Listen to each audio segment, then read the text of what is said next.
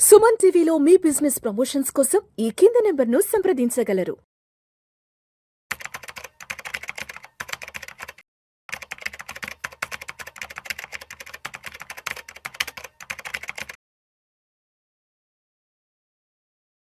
నమస్తే, welcome to Suman TV. నేను విష్ణు. ప్రస్తుతం నాతో పాటు certified financial planner and certified wealth manager Madhavi Reddy గారు ఉన్నారు. వారితో మాట్లాడదాం. నమస్తే మాధవిరెడ్డి గారు. నమస్తే అండి. Welcome to Suman TV and welcome to Vishnu talks. Thank you. So Madhavi Reddy గారు, గత 40 రోజులుగా సుదీర్ఘంగా సాగిన అమెరికా ఇరాన్ యుద్ధానికి అయితే మాత్రం ఒక 2 వారాల పాటు బ్రేక్ తీసుకుంటున్నామంటూ కూడా అనౌన్స్ చేయడం జరిగింది ట్రంప్ వైపు నుంచి. సో ఏంటి ఇప్పుడు అంటే ఈ అనౌన్స్మెంట్ వెనక అంటే ఇప్పుడు ట్రంప్ తగ్గాడంటారా, లేదంటే ఇరాన్ గెలిచింది అనుకోవచ్చా? అండ్ అదేవిధంగా ఎప్పుడైతే వార్కి సంబంధించి బ్రేక్ తీసుకుంటున్నామో అనౌన్స్ చేశారో అప్పుడు ఇండియన్ మార్కెట్స్ లో కూడా విపరీతమైన ర్యాలీ వచ్చింది. సెన్సెక్స్ ఒకే రోజు ఆల్మోస్ట్ 2000కు పైగా పాయింట్లు కూడా రాణించడం జరిగింది.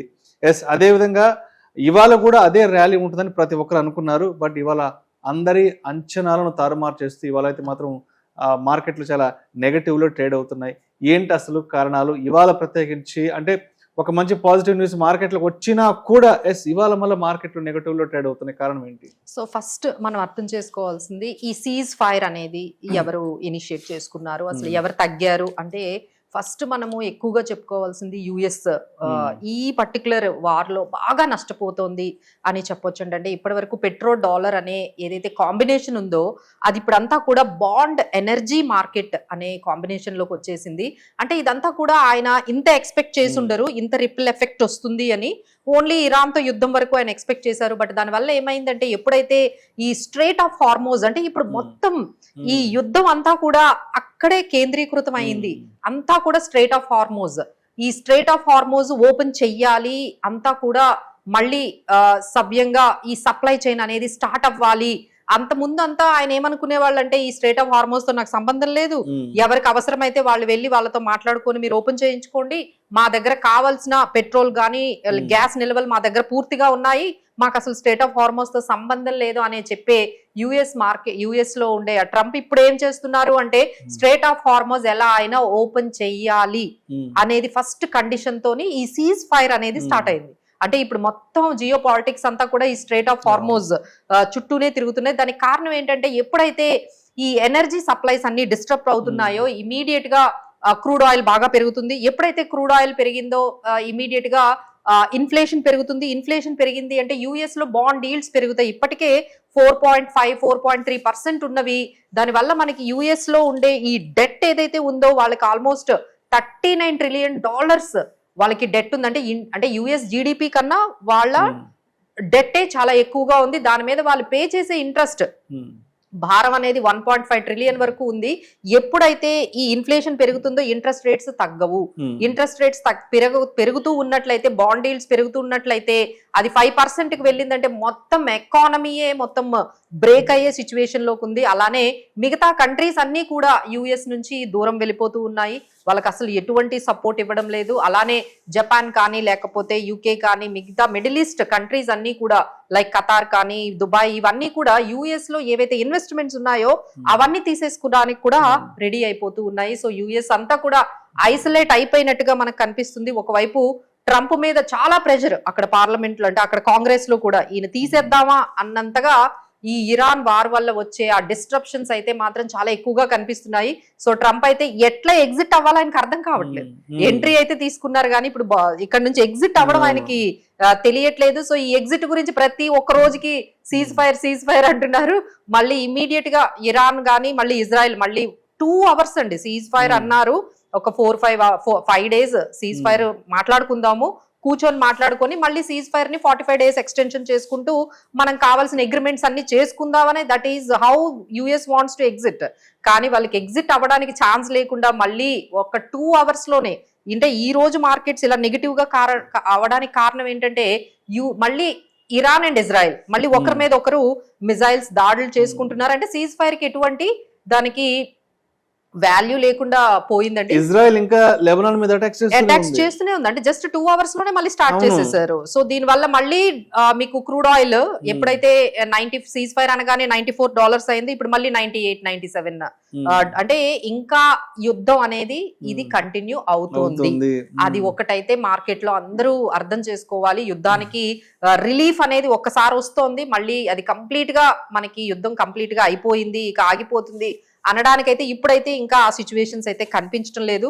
వాళ్ళైతే ఖచ్చితంగా 5 points అయితే ఇరాన్ వాళ్ళు పెట్టారు. మాకు స్ట్రేట్ ఆఫ్ హార్మోజ్ మీద మొత్తం కంప్లీట్ కంట్రోల్ కావాలి, దాని మీద మేము అంటే వెళ్తున్న ప్రతి షిప్ మీద కూడా మేము అంటే క్రిప్టో కరెన్సీలో పే చేయమంటున్నారు. యాన్ లో గానీ క్రిప్టో కరెన్సీతో మీరు ప్రతిసారి ప్రతి షిప్ కి కూడా మాకు ఫీజు పే చేయాలంటున్నారు. అలానే వాళ్ళవి ఏవైతే యురేనియం నిల్వలు ఉన్నాయో వాటి గురించి మీరు మాట్లాడకూడదు అంటున్నారు. వాళ్ళ మీద ఉన్న శాంక్షన్స్ అన్ని తీసేయాలంటున్నారు. ఇన్ని చెప్పినా we will work it out అంటున్నారు యుఎస్ వాళ్ళు. అసలు యుద్ధం ఎందుకు చేసినట్లు, అసలు ఇప్పుడు వర్క్ ఇట్ అవుట్ ఎందుకు అంటున్నారు, ఏమీ అర్థం కాని పరిస్థితుల్లో మొత్తం మిడిల్ ఈస్ట్ అంతా కూడా ఇంకా చాలా భయాందోళనలో అయితే మనకు కనిపిస్తూ ఉంది. కంప్లీట్ గా వార్ అయితే వెళ్ళడం లేదు, ఇట్ ఈస్ జస్ట్ రిలీఫ్ అనేది మనకు కనిపిస్తుంది. సరే, ఇప్పుడు 2 వారాల పాటు సీజ్ ఫైర్ అన్నారు కదా, ఎఫ్ఐఎస్ ఏంటి అసలు ఏమన్నా? లేదండి, ఎఫ్ఐఎస్ సెల్లింగ్ అయితే ఇంకా కంటిన్యూస్ గా అవుతూనే ఉంది. ఎందుకంటే వాళ్ళకి ఇంకా ఏంటంటే మనము కంప్లీట్ గా 85-80% క్రూడ్ ఆయిల్ మీద డిపెండ్ అయి ఉన్నాం. ఇండియా లాంటి ఇంపోర్ట్ ఎక్కువగా ఆయిల్ చేసుకుంటాం కాబట్టి. సో అందరూ ఏం చెప్తున్నారు, జీడిపి నిన్న కూడా మనకి ఆర్బీఐ మనకి రెపో రేట్ ని యథావిధిగా ఉంచింది. ఎందుకంటే ఇన్ఫ్లేషన్ అనేది తగ్గకపోవచ్చు, ఇన్ఫ్లేషన్ 4.4% వరకు ఉండొచ్చు. జీడిపి గ్రోత్ కూడా మనం ఆశించినట్టుగా 7.5, 7.6 కాకుండా బిలో 7% మనం ఏమైనా అచీవ్ చేసే అవకాశం కనిపిస్తుంది.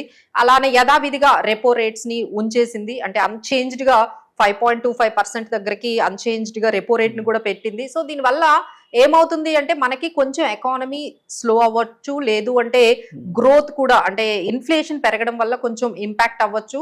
ఎందుకంటే ఈ విధంగా మనకి ఈ క్రూడ్ ఆయిల్ ధరలు ఇంటర్నేషనల్ లో $100 అబౌవ్, కానీ ఈ విధంగా 100 అవ్వచ్చు, 120 అవ్వచ్చు. సో మనకు తెలియదు ఎంతవరకు ఈ డిస్ట్రప్షన్స్ జరుగుతాయో.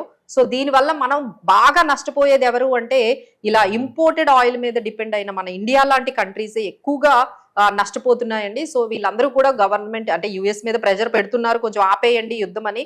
బట్ ఇక్కడ ఎక్కడా కూడా అంటే యుఎస్ ఇప్పుడు ఎగ్జిట్ అయిన వీళ్ళిద్దరు ఆగేటట్టుగా కనిపించట్లేదు, యుఎస్ ఇరాన్. సో ఈ విధంగా ఎనర్జీ డిస్ట్రప్షన్స్ అయితే మొత్తం అంతా కూడా జరుగుతూ ఉన్నాయి. సో అందుకని మనం ఈ రోజు మార్కెట్ లో కొంచెం నెగిటివ్ అనేది మనం గమనించాం. సో ఇప్పుడు మాధవిరెడ్డి గారు, గత 40 రోజుల నుంచి అయితే మాత్రం మార్కెట్లు ప్రతిరోజు 1000 పాయింట్లు పడ్డాయి, 1500 పాయింట్లు పడ్డాయి, 2000 పాయింట్ల వరకు పడ్డాయి. ఎప్పుడైతే ఈ సీజ్ ద ఫైర్ అన్నారో, యుద్ధానికి బ్రేక్ తీసుకుందాం అని చెప్పిన తర్వాత ఒక 2000కు పైగా మార్కెట్ పెరిగింది కదా. సో నిన్నటి ఆ పాజిటివ్ వేవ్ లో ప్రాఫిట్ బుకింగ్ అయితే గట్టిగా జరిగింది కదా. ఎందుకంటే ఇంతకు మించి పెరగదో అన్న కొంత భయాందోళనతో నిన్న పెద్ద ఎత్తున ప్రాఫిట్ బుక్ చేసుకుని బయటకు వచ్చారు. 22,000 దగ్గర ఎవరైతే బై చేసేసుకున్నారో వాళ్ళందరూ కూడా మళ్ళీ ఎగ్జిట్ అవుతూ ప్రాఫిట్ బుకింగ్ అనేది వెళ్తూ ఉన్నారు. సో ఇక్కడ చాలా మంది ఆలోచించేది ఏంటంటే ఇక యుద్ధం అయిపోయింది, సీజ్ ఫైర్ అయిపోయింది, సో మన దగ్గర ఏవైతే క్యాష్ ఉందో ఈ క్యాష్ ని మనము ఇప్పుడు మార్కెట్స్ చాలా పడ్డాయి కాబట్టి ఇక్కడ నుంచి యుద్ధం ఆగిపోతుంది, మార్కెట్స్ అన్ని కూడా రివైవ్ అవుతాయి, ఇన్వెస్ట్మెంట్స్ చేసేయాలి అనుకునే వాళ్ళకైతే ఒక కాషన్ చెప్పొచ్చండి. ఎందుకంటే పూర్తిగా యుద్ధం పోలేదు, ఈ వాలటిలిటీ అయితే ఈ విధంగా ఉంటుంది. ఎందుకంటే ట్రంప్ ఒక రోజు కంప్లీట్ గా ఇరాన్ ని తీసేస్తాము అసలు జోగ్రఫీ నుంచి అంటున్నారు, ఒకవైపు ఏమొచ్చి మళ్ళీ నెక్స్ట్ డేనే సీజ్ ఫైర్ అంటున్నారు. సో ఆయన అన్సర్టనిటీస్ అయితే అలానే ఉన్నాయి. బట్ ఇరాన్ అయితే ఎటువంటి భయం లేకుండా ఇంకా ఇజ్రాయెల్ మీద, ఇక యుఎస్ కి ఎవరైతే సపోర్ట్ చేస్తున్నారో గల్ఫ్ దేశాల మీద కూడా ఎటువంటి పరిస్థితుల్లో కూడా ఆగడం లేదు. అవి అలా మిజైల్స్ అనేవి వాళ్ళు అటాక్ చేస్తూనే ఉన్నారు. సో దీనివల్ల ఈ క్రూడ్ ఆయిల్ డిస్ట్రప్షన్స్ కానీ ఇంకా స్ట్రేట్ ఆఫ్ హార్మోజ్ అయితే కంప్లీట్ గా ఓపెన్ అయిపోతుంది అని మనం మొన్న ఆయన చెప్పారు.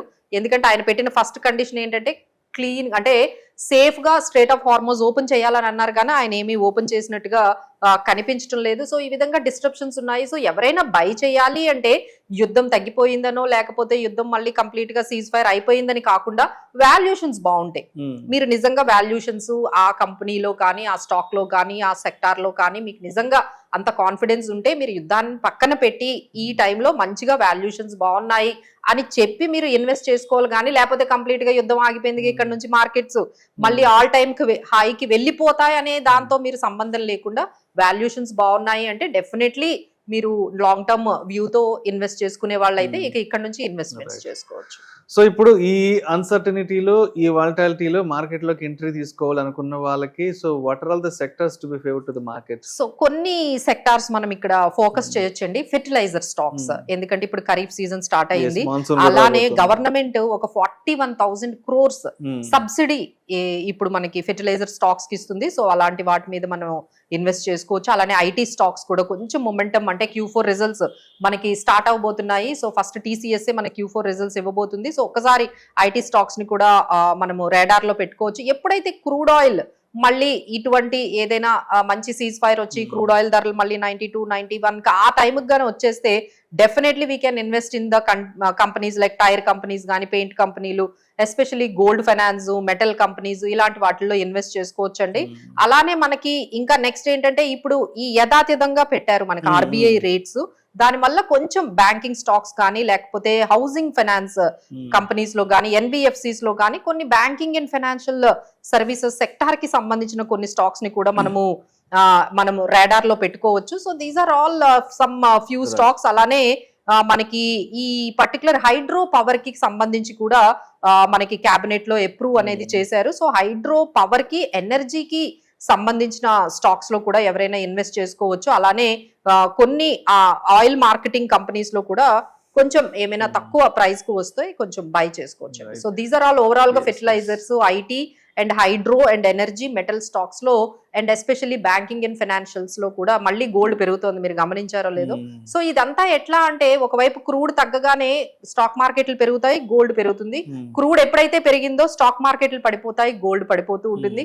సో ఈ కాంబినేషన్స్ అయితే అందరూ గమనించాలి. అలానే US లో బాండ్ ఈల్డ్స్ అన్నిటిని కూడా మీరు ఒకసారి చూడండి. అక్కడ బాండ్ ఈల్డ్స్ పెరిగితే మాత్రం మొత్తం గ్లోబల్ ఎకానమీ కూడా స్లో అయ్యే సిచ్యువేషన్స్ ఉన్నాయి. మరి నిఫ్టీ ఎక్కడ strong support and resistance? So ఇప్పుడైతే నిఫ్టీ మొన్న ఆల్మోస్ట్ నిన్న మనం చూసుకున్నట్లయితే 24,000 వరకు ఆల్మోస్ట్ మనకి కనిపించింది. సో ఇక్కడైతే మనకి సపోర్ట్ ఆల్మోస్ట్ ఒక 23,500 ఈ రేంజ్ లో మనకి మంచి సపోర్ట్ అయితే కనిపిస్తుంది. అలానే మనకి రెసిస్టెన్స్ 24,000, 24,200 దగ్గర అయితే రెసిస్టెన్స్ కనిపిస్తుంది. అండ్ అదేవిధంగా రెపో రేట్లకు సంబంధించి కూడా న్యూస్ ఏదో వచ్చింది కదా, దాని గురించి ఎక్స్ప్లెయిన్ చేయండి. సో రెపో రేట్ లో మనకి యథాతథంగా పెట్టారండి, అన్చేంజ్డ్ అనేది పెట్టారు స్టాన్స్ అనేది. అసలు ఎందుకు అంటే ఇన్ఫ్లేషన్ పెరుగుతుంది మన ఇండియాలో కూడా, ఇప్పుడు ఇన్ఫ్లేషన్ పెరిగే ఛాన్సెస్ ఉన్నాయి. ఎందుకంటే ఆయిల్, గ్యాస్ దానికి సంబంధించి, అంటే ఆయిల్, గ్యాస్ పెరిగితే మిగతా అన్ని ట్రాన్స్పోర్ట్ కాస్ట్లు, మిగతా అన్ని కాస్ట్లు కూడా పెరుగుతాయి. కాబట్టి ఇన్ఫ్లేషన్ పెరిగే అవకాశాలు ఎక్కువగా ఉన్నాయి. కాబట్టి సో ఇంట్రెస్ట్ రేట్స్ ని యథాతథంగా ఉంచారు. సో ఎవరైతే మనకి అంటే కొత్తగా హోమ్ లోన్స్ తీసుకున్నారో వాళ్ళకి ఆ అవకాశం లేకుండా పోయింది. ఇంకా తగ్గుతుంది అనుకున్నారు కానీ బట్ తగ్గే అవకాశం లేకుండా పోయింది. సో దీనివల్ల అంటే ఈ యుద్ధం కారణం వల్ల మనకి రెపో రేట్స్ ని తగ్గించకుండా యథాతథంగా ఉంచారు. సో గ్రోత్ వాళ్ళు చెప్పేది కూడా గ్రోత్ కూడా కొంచెం దీనివల్ల ఈ గల్ఫ్ యుద్ధం వల్ల, ఈ గల్ఫ్ వార్ వల్ల మనకి గ్రోత్ మీద కూడా కొంచెం ఇంపాక్ట్ పడే అవకాశాలు కనిపిస్తున్నాయి. ఎందుకంటే క్రూడ్ ఆయిల్ ధరలు పెరిగాయని. సో దిస్ ఈజ్ వాట్ వాళ్ళంతా కూడా చెప్పారు. ఇవన్నీ కూడా ఫ్యూచర్ లో కొంచెం స్టెబిలైజ్ అవుతాయి. బట్ ఇంటాక్ట్ ఈ పర్టికులర్ 2-3 క్వార్టర్స్ మాత్రం చాలా కొంచెం మనకి ఛాలెంజింగ్ గా ఉంటుంది ఇండియన్ ఎకానమీకి అని చెప్పారు.